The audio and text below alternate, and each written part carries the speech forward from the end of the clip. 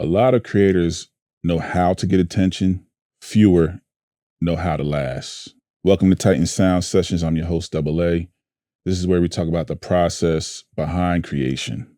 Today, we're talking about longevity in music, what keeps creators in the game, why some last, why some fade. But I'm not going to navigate this conversation alone. I have a very special guest in the studio with me today, my guy, my bro. At the executive table, they call him Mr. Carroll. In the rap world, they call him Two Gun Sizz. But his close friends, we call him Sizz. My brother. What's going on, big dog? I had to give you the Steve Harvey intro, man. I appreciate it, man. I appreciate it. It's been a long time coming. Yes. Finally, welcome to Titan Sound Studios, man. You knew about this when I built this thing. I do. Yes, I remember. It's funny because I'm looking at the nice double A sign, man. It looks so much better in person. Oh, man. It's formidable, on the computer, behind the screen, but just in person is what you built here is very impressive, brother. I'm really feeling the vibe. Man, coming from you, I appreciate that, man. So having you here tonight talking about longevity, being that you're a seasoned artist, executive, creator, CEO, creator of platforms, what does longevity actually mean? Longevity is simple. Sticking around. Rest in peace to J Hatch first and foremost. And we used to always have these moments and these conversations where we would look back, right? I met Hatch in 2005. And instantly he gave me opportunity. And I wasn't the only person that was in the room. The first night I met Hatch, I did a showcase. There were 22 people. I was number 21. Wow. Right? They messed up my name. I got switched out for another guy. It was just whatever. But everybody in that room was given the same opportunity and were exposed to the same people that I was. Some of those folks went on to keep going. Other folks, that was their moment where they quit. So at the end of the day, longevity is about staying in a room. It's about staying relevant. It's about staying in the conversation. You know what I'm saying? So that is the goal. That's beautifully put. Now let's go a little bit deeper into that. What do you think about internal longevity versus public longevity? So, public longevity is cool. You're being in the public eye, you're getting the admiration. I've never been an admiration person, right? Mm-hmm. I'm here for the process. I'm here for making the music. I decided a long time ago that being famous wasn't my goal, right? I wanted to help make the best music, help, build the best ecosystems and help foster other people's careers more than I wanted to be famous for myself. And I was good with that. And there's a lot of people who do the everyday work of the music industry. This thing wouldn't look the way it looks if it wasn't for those folks putting in that actual hard work every day. So there's a lot of people who who did a thing, but there's a lot more people who've been behind the scenes, behind the cameras, at the boards, who have been the glue to the entertainment industry. So once I figured that out, I decided that it was more important for me to be that person. Now, some people can have that appearance longevity for a long time, but it's not easy because that weighs on you. And you see it in how many legacy artists we actually have who are still relevant today. So a lot of people will confuse longevity with just being around, and they confuse that with staying power.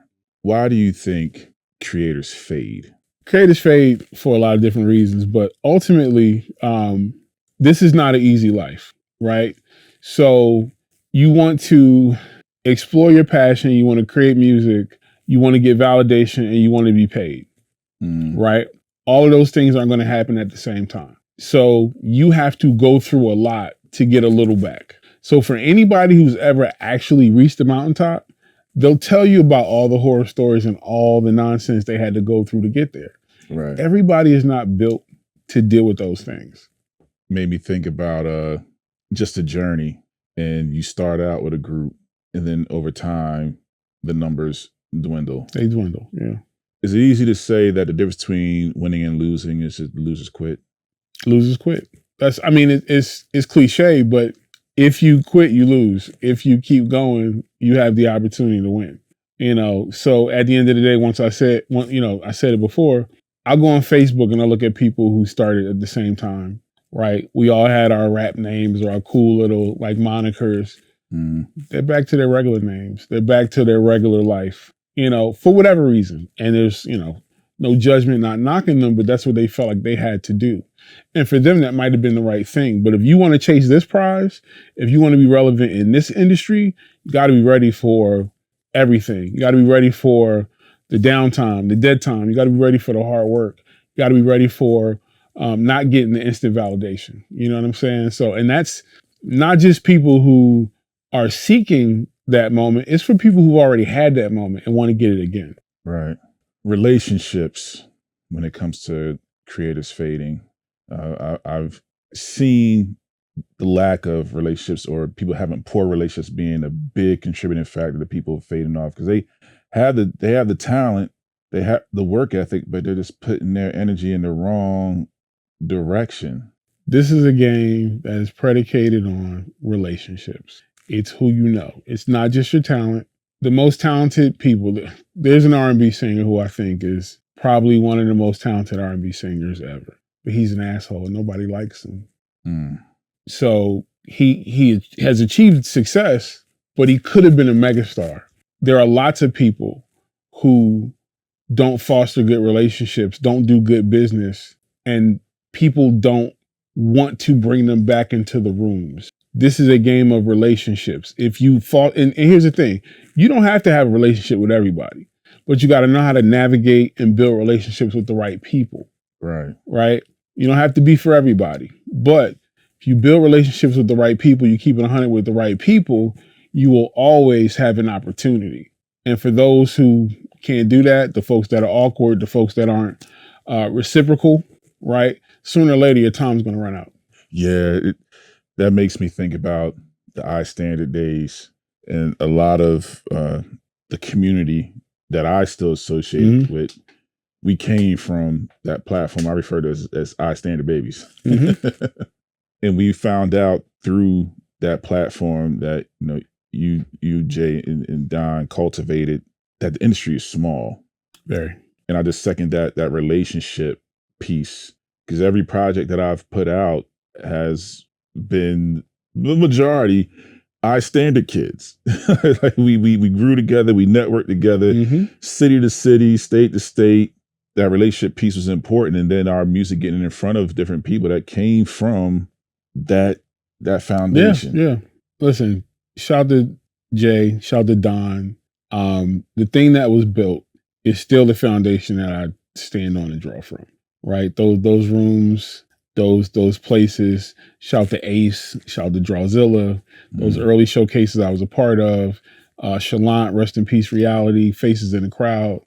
They built things that people are still eating off of. The industry is still, eating off of what was built in those few rooms in New York City by people who were very, very, very dedicated to the creative process and giving creators opportunities. If you were able to go in those rooms and network, you still have a network. Right. And once again, you could be a Grammy Award winner, you could be multi-platinum, et cetera, et cetera. We can name names all day. Those folks will still tell you that those rooms that you were in and I was in are their foundation. So it speaks for itself, but at the end of the day, it was about the room more than it was about the moment or the person. It wasn't about, I got up on that stage and I did my thing and I won, or I was the best in the room. Nah, it was about what you left with that night. Who did you meet? Who did you bust it up with? Who did you have a drink with? You know what I'm saying? Who did you build a rapport with? Who grabbed your phone and said, hey, put my number in it? Exactly. Like, so if you came in there and you was a vibe, you had good energy, like you still out here. You're still out here. And there's a lot of people that are still out here because of those rooms that were built by those people. You are absolutely right, man. Wow. I got to take a moment because that's good. Best part about pre-recording, edit stuff out. Right. A lot of careers, they don't end because of talent, right? It's the habits, poor communication skills, bad relationship management that cause them to fade off. Yeah, poor work ethic. Just being unable to focus, being unreliable. At the end of the day, it's like talent is great, but talent is a thing that grows and is acquired over time, right? Hatch used to say, yo, win is not everything. Like, it's about being here. And the thing was, I saw people who started out and they were good. They were okay, right? They were decent. But when you put yourself in the right situations, you learn, you absorb quickly. Right. Steel sharpens steel. So when you get around the best steel and you can stay around the best steel, oh, you're going to be sharp very quickly. So there were folks, like I said, who were good, but they got into a room and they learned. I got into rooms and I learned. When I got to New York, I was good at rapping. I was not good at anything else because I didn't know anything else. I'm from Philly. I stood on street corners and rap. I didn't know nothing about the industry. I didn't know anything about performances or any of that stuff, anything about the music business. I went in those rooms in New York and I watched cats like Shy Stimuli and Sky Zoo and a bunch of other really dope MCs get on that stage and perform. And I was like, all right, this is what I need to learn. Had shown me how to hold the mic and, how to operate the crowd, looking back at KRS-One and the way he would hold his hand up and, keep the attention of everybody, like watching footage, studying the game. That is what really will get a songwriter, an artist, a producer to that next level. And like I said, I watched cats that were cool blow past people that had more talent because they locked in on the things. It's no different than a sport. You can have the most naturally gifted person versus a really, really hard worker. And that hard worker is going to be the person that wins. Yeah. And you went right into the next segment I was going to touch on, with just how do they stay in the game? Consistency, discipline. You're already naming it. Wow. Yeah, I agree with that. You're natural at this, man. I don't even know why I'm even navigating. I don't know why I'm even navigating this. I just talk like we normally talk. There's people who did one thing one time, and it could have been the biggest thing ever, right? But they did it one time, and they weren't able to reproduce it. And then you got people that just lock in, and they keep working. S1 is a guy who has all the God-given talent, but he also has the passion, the love, and the work ethic, and the ability to work with people and grow and learn. I remember us going to Nashville and him being like, yo, I'm here to learn Fruity Loops from one of my producers. So he went to learn a new DAW from another producer because he wanted to keep growing and learning in this craft. He wasn't comfortable with just knowing the ASR 10 or the other tools that he was using. He wanted to keep going and keep getting better. He said something because he had like a song camp. This might have been 6-7 years ago, and I went to it, and he said something that never left me. He says 2 weeks out of the year, I shut everything down and learn new tools. Yep. I was like, wow. Yeah, gotta keep working on your game. Like even the greatest keep working on their game. On that line of thinking, how would you tell creators to respond to how the industry changes the test? We're talking about how with new eras that come about, things always switching. So you got the vibe aspect, right? Which is really just about youth. Everything starts with the youth, right? So once you get to your mid-20s, you're already old. Yeah. Right? The vibe is starting with the young kids. And it's not that you can't get with it naturally. You just got to acknowledge that fact. And as you keep getting older, you just keep looking and vibing at the youth. If you want to lock in and stay in 96 or whatever your era is, then cool. You're going to stay there. And that's where your fan base and your fame and your money is going to stay. But if you want to grow, and I mean just naturally grow, right? You're always going to draw from younger people. And if you look at some of the greatest artists, producers, et cetera, they've always had people under them.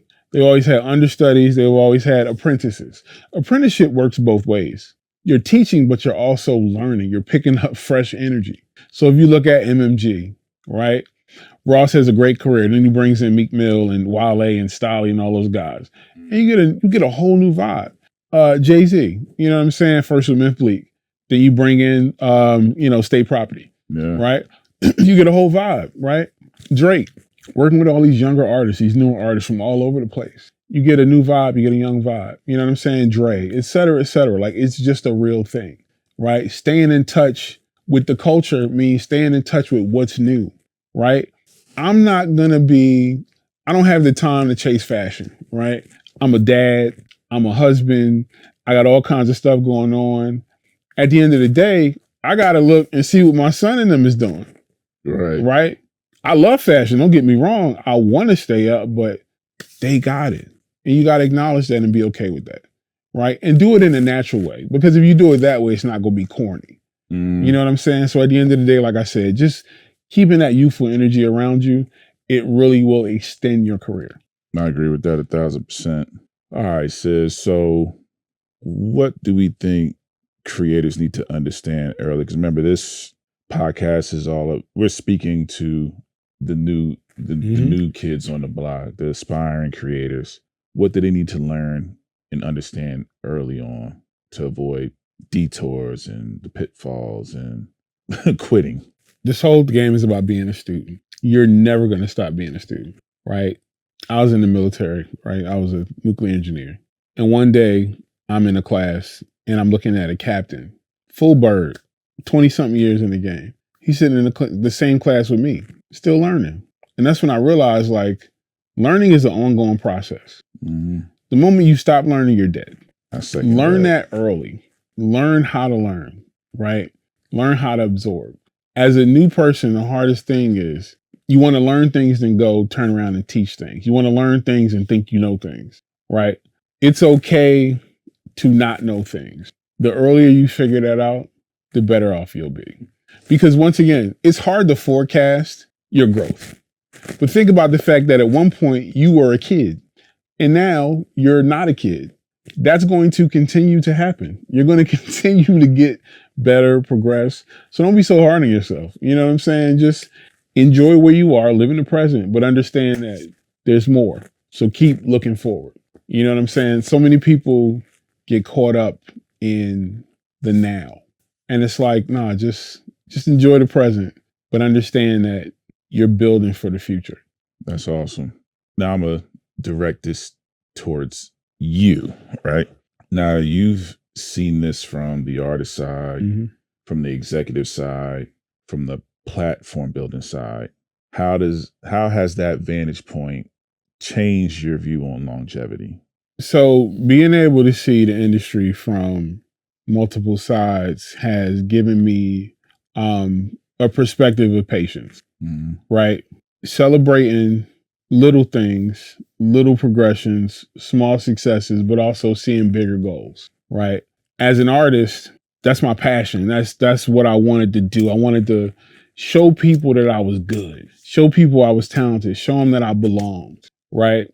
But once I got into the platform building side, it showed me that, first of all, it's not just about me, it's about the thing. It's about the bigger community. And that building a community builds more opportunity for me. So the artist world is a selfish world. It's a lonely world, right? But the platform building side is creating opportunity for everybody. And then the executive side is overseeing the project, right? So from there, it's like, all right, cool.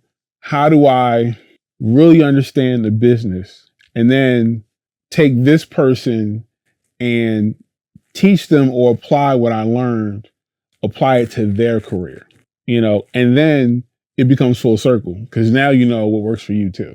Right. So they all kind of serve each other. If you only understand one, then you only can see one side of the game. But I think at this point, most of the people I really look up to are prominent and have done all three. The platforms you built has seen growth across the world. What patterns keep showing up in the people that lasted? The love, like just a genuine love for not just music, but culture and just being there for the right reasons. You know, like there's a certain passion that makes you kind of persevere. It has to come from somewhere, right? And it's an internal thing that doesn't exist in everybody. That's why everybody's not going to make it. There are just some people who are so in love with music and so in love with culture and so in love with being a part of the process, and then they're able to mesh and build with other creatives, and they find a place. And once you find that place, it helps you with all the other things that would knock you down. Because those things are always going to come. There's always going to be doubt. There's always going to be bad financial situations. There's always going to be life is always going to life. You know what I'm saying? But at the end of the day, if that fire is burning internally, you're going to keep pushing forward. And you're going to draw the things that you need to you. And that's the key, really. It's like, if you have that passion and that light, then the things that you need to keep going, the people that you need to keep going, they're going to see you and they're going to be drawn to you. I like that. Now, the challenging question, because there's two sides to this, right? It's the positive outlook on what longevity brings you, but what has longevity cost you? Man, sleepless nights, probably some years off my life. You know what I'm saying? Like, when you commit to anything, you give up other things, right? There's only so much time in the day. There's 24 hours. I've spent sleepless nights, late nights, early mornings, you know, literally chasing this thing, money, friends, family, time with family. You know, it's sacrifice. It's nothing but sacrifice. So you really got to have people around you that get it. Because if you don't, a lot of people just fail because their family don't believe in them. Their significant other doesn't believe in them. You know, my wife's amazing. She'll be like, yo, get up off your ass, bro. Go do that thing. You know what I'm saying? Like, I don't even know why you tripping. Go to South by Southwest. Go here, go there, go there. We got it. Don't worry about money. You know, and I'm just like, and she's been doing that for 2 decades. You know what I'm saying? So I got my jump start because I had people around me that believed in me. I had, you know, parents that were supportive. I had people around me that spoke good things, you know, even though they didn't quite understand what I was chasing. So that's the hardest thing. The folks that you live with every day, do they understand what you're doing? Are they going to give you positive energy? Because those are the people that you look to for validation first. Right. Those are the people that you got to answer to, your kids and, you know, all this and that. And I got kids, man. I got 5 of them. So I had to raise them while I was chasing this music thing, you know, and it's not easy. But once again, shout out to the partners and the people around me, because it's the only way I could do it. Yeah, because this is not for the weak, especially when it can be a lonely road, especially when you see it and other people don't. And they don't. Because a lot of times you got to leave home and win in order for home to start believing in you. That's right. That's right. It's a very, very tough road, but on that journey, you meet like-minded individuals. You do, and they become your new friends and family. And the crazy part, you say that, like, even from a where you from aspect, right? People that are where you from don't see your vision. They just see you as somebody else they know that's trying to do a thing, right? I love where I'm from. I love Philly, but Philly wasn't paying me no attention, and I didn't expect them to, right? I had to go to New York. I had to go to Atlanta. I had to go to all these other places and build relationships and be able to do things for people to respect me, right? So at the end of the day, there are moves that I can make and moves that I made, and I was able to build bridges for people from Philly to be able to do things in other places. I was able to help folks from my city get out of the city and go do things in other places. Everybody pretty much who's famous from Philly got a lifeline somewhere else. Somebody else, because once again, there's no real music industry in Philadelphia. There's no real entertainment industry in Philadelphia. We got media, but at the end of the day, there's no actual record labels, and there hasn't been one since Philadelphia International. You know what I'm saying? So you got to go to New York, got to go to LA, got to go to Nashville, you got to go to those places where those buildings are to really get those situations popping. So me being able to go to New York, get in the game, get respect, meet people, network, and become a part of their community really was the validation that I needed to bring things like iStandard back to Philly, to be able to bring A&Rs and Grammy Award winning producers and all this stuff, so that people out here now that are from Philly and Jersey have careers. You know what I'm saying? Mm-hmm. So, but everybody and everybody out there, they know. People that's from where you from, they're gonna be like, oh, you doing your little thing. I just, man. You still doing that little rapping thing? You still making them little beats? I promise. I had this conversation the other day, and the one surefire way to get me out of character is to refer to anything I'm doing with little that music. little. Still doing your little music thing. Man, talking about my flames. Oh man. Yeah, that's a trigger. That's a trigger for creatives. Because they don't understand the sleepless nights, bro. They think it's a game. They don't. Let's take the pandemic. I think we were sleeping 2 hours a night. Yeah, pretty much. 2-3 hours a night. Right back up. We falling asleep in Zoom meetings. Like no, this is a hobby. No, it's not. We're serious about this. Very thing. serious. Time, money, situations, people risking their lives. It's real. And once again, the people who are prominent in the industry, whether they're known or not, right? Because I want to be clear for the Instagram crowd and the social media crowd who think that it's all about who you know. There are people out here who move and shake that you will walk down the street and have no idea who they are. Mm-hmm. And this shit would not move without them. There are managers, there are all kinds of folks, there are admin people doing all kinds of stuff that make this thing move, right? And those are the folks who sacrifice and spend their time and bust their ass so you can dance and enjoy all this nonsense that you enjoy. Mm-hmm. So I got to keep saluting them because once again, we're the unsung heroes. Absolutely. You know what I'm saying? And sometimes the uncompensated heroes, Let's talk about that. But we do it because we love it, right? So like at the end of the day, salute to all those people. Well said. Listen, before we close out, is there anything you want the people to know? Listen, man, I'm blessed to be able to keep creating platforms and backing people that I believe in. So I've been working really closely with my brother Fuse from 808 Mafia, VP 808 Mafia. He's working on some amazing things as an artist, as a producer. He's got Fuse University. We got Creative Space Music Group. We're doing royalty distro, but really just trying to help people get themselves together, marketing, understanding how to make money in the music industry. Like those things are really important to me. So, I'm out here ready to work with people who are passionate and serious. But before I start with anybody new, I'm going to work with all my folks that I've been working with for years who've been putting in work. So my brother Double A, my homie Smart Boy, Darren, Iman, J.O., et cetera, like everybody, my boy Riggs out in L.A., Mina, et cetera, like we're all over, right?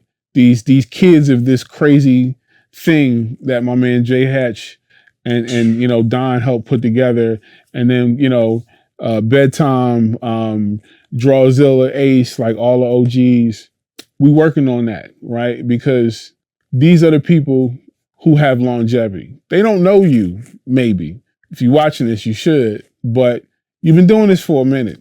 And you've been out here, you've been building this thing for others, and for yourself, and we've done some pretty cool stuff, but we got more to do. And so we're looking for people to collaborate with and work with. So if you're serious about it, you're serious about making good music, if you're serious about being part of cool stuff, reach out to my guy, reach out to me, and let's see what we can do. So it's all about good vibes, good energy, and having that dog and really, really being passionate about the music. At the end of the day, I'm passionate. I love music. I love this shit. You know what I'm saying? Like I love seeing people express themselves. I love seeing culture. I love seeing it come to life. I don't care where it's from. East Coast, West Coast, down south, overseas. Shout out to the homies in London. Shout out to the homies in Africa. Shout out to everybody everywhere that we worked with. We've been able to work with people from all over the world, man. We got Bounce Game members from France and everywhere. Shout out to the whole crew, man. So at the end of the day, like I said, it's really about finishing that mission and just keeping fostering good energy. Yeah, man. I got to give you flowers. I know we just came from a homegoing service yesterday, and time is short. I know I'm changing gears a little bit, but you, my brother, forget all the accolades. Forget what you've done, what you're doing. You're just a great person, bro. You're really selfless, and people that see, they know. And what's coming back to you can't be blocked by anybody. For every good thing that you've put out here, it has to come back. It's going to come back. And I'm glad, and I'm here to support you in any way that I can, and be a soundboard for anything that you're doing, because you were carrying a mantle with our brother for decades, and now you picked it up and you're continuing that legacy. But that legacy is also yours, bro. Mm-hmm. Yeah. You've made a big footprint in this thing we call the music industry, and it can't go unnoticed. And I just want to tell you in front of everybody, I appreciate you, bro, and I love you, my guy. I appreciate that, man. I love you too, man. And, you know, we just went to a homegoing service for my brother Doughboy Philly, man. And, you know, the whole BAU family, Luz PT, DS, Shamik, 750, Sound Junkie, and the whole extended family, we built community. And I've been so lucky to build community with people who, like I said, were as passionate as I am. You know what I'm saying? So I'm going to continue to do that. I'm going to continue to build with folks who really, really love this thing. And this is my legacy, and I own it fully. And I appreciate everybody who understands that. And we just going to keep rocking. You know what I'm saying? So at the end of the day, man, like I said, it was an honor to be here. I'll be back. You know, sir. Like I said, we locked in, so it ain't about nothing. But, you know, Philly to Jersey, man, we out here. Got that right. So listen, if you know creator needs to hear this, send this episode. And if you want to see more conversations like this, talking about the process behind creation, subscribe to Titan Sound Sessions. I'm your host, Double A. My guy, Sizz. We out.